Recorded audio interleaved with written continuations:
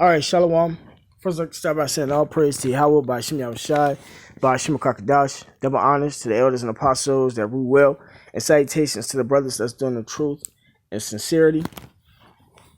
I'm going to start it off with this precept. This is Hosea chapter 4, verse 6. It says, my people are destroyed for lack of knowledge. Because thou hast rejected knowledge, I will also reject thee. Right, so our people believe that they Navajo nation, and all these other bywords and proverbs, but they really represent the 12 tribes of Israel, man. The Navajo nation represents Gad, man. It says, my people are destroyed for lack of knowledge, because thou hast rejected knowledge, and they don't want to hear the truth. They don't want to hear that they represent a tribe from Israel. They don't want to hear the true nationality of the Lord's color, so on and so forth, man. They'd rather be taught lies, man, and stay in their comfortability. So it says, because thou hast rejected knowledge, I will also reject thee, that thou shalt be no priest to me, right? And the men are the priests. They're supposed to be doing the work of Yahweh Shem Shai, especially in the times that we're living in now. Seeing thou hast forgotten the law of thy power, I will also forget thy children. So, Gad wondering why the Lord jacking them up like that, and killing them from this COVID-19 is because they refuse to come back unto him, man. So they get judgments like this, man. But I'm going to go ahead and play this clip.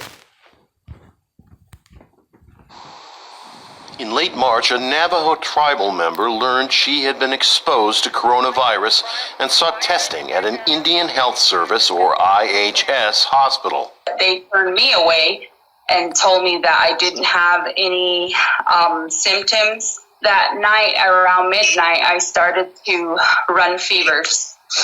And the next day, the body aches started.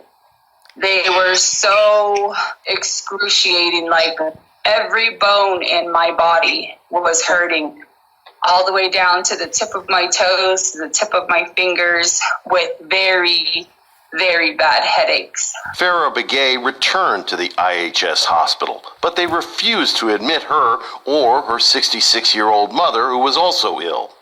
They turned us away and told us that, come back until it gets worse. And at that point, you're like, what does worse mean? What's worse than this? It's going to get worse than this? The IHS is run by the federal government in Washington. It is notoriously underfunded, understaffed, and under-equipped. We asked the IHS repeatedly over several weeks for an interview, but got nowhere. We don't have the best healthcare system on the Navajo Nation. We have been hit hard by this virus that has snuck into our communities here on the Navajo Nation. Navajo lands are impoverished, rural, and arid. Basic infrastructure is shot. This wasn't no sneak attack, man. This was a coordinated attack from Yahweh Shem Shai, man. This 2 Ezra chapter 15, verse 49. I will send plagues upon thee. Widowhood. In order to be a widow, you have to lose your husband. Poverty, so that's a plague. Your husband's dying, that's a plague, man. Poverty, famine, sword, and pestilence. Pestilence represents diseases, i.e., or this COVID-19. It says to waste thy houses with destruction and death.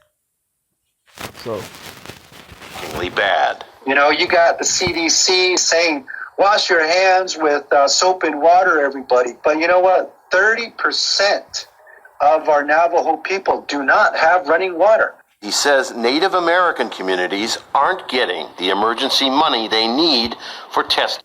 Man, that's poverty, man. Not having no running water. That's how you know they're the Lord's people, because we the ones with the curses on us. We the ones that go through all the hell in these societies. No matter how bad we try to fit in. And equipment. We're just getting little bits of funding to our nations, and that's all the tribes throughout the country. It just seems like the first citizens of this country have been ignored once again. On her fourth visit to the IHS, barely able to breathe, Begay pleaded desperately for help. We're already feeling Salaki, give me 1 second. Because they trusted in their enemy, man. They trusted in Esau to go through what he said he was going to go through. But Esau has proven himself to be the devil at all times, every time you turn. Let me see.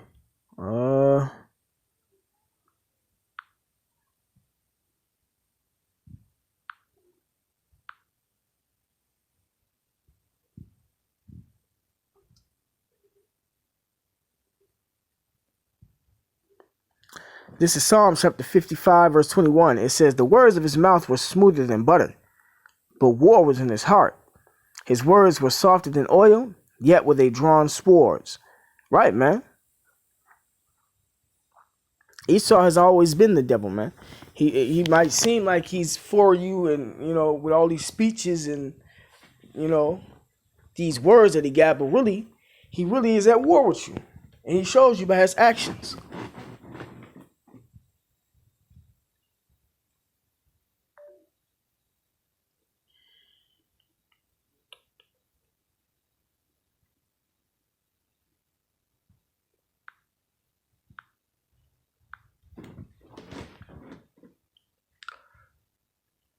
This Sirach chapter 12, verse 10, it says, never trust thine enemy.